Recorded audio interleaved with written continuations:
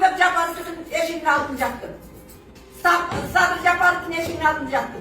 Bir öden bir son sırağın yok. Bir son. Bana özümüz bir eksiyen bana. Bir ödük koy. Ne şimdi sizi giymişsiniz, yoğurtlar rukbayın. Adam genç çağırsa, altın çağırsa candalar çıkıyorsunuz. Hayır. Biz Yekicer'den koşup çıktık. Bana Yekicer'den koşmanın hakkız. Biz diyor, kıyısılar bu. Boşan hiç kederiz yerimiz boşalıp bir anan aldı. Bura.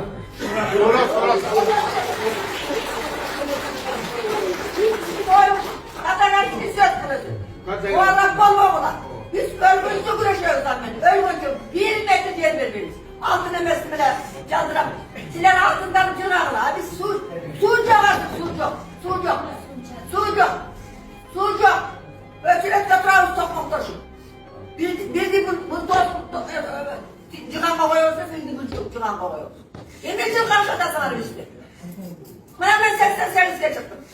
Bazı ennemin, ele kadının atır gibi. Kara kıyım olsa arkası böyle şey olsa altından kılar. İşte hiç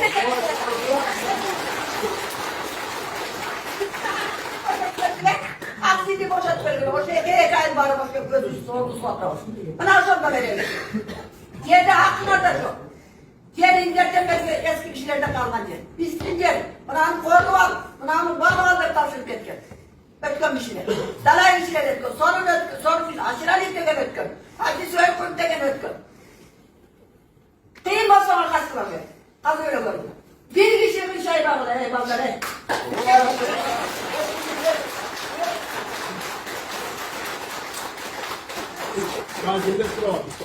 МЮС-КГ.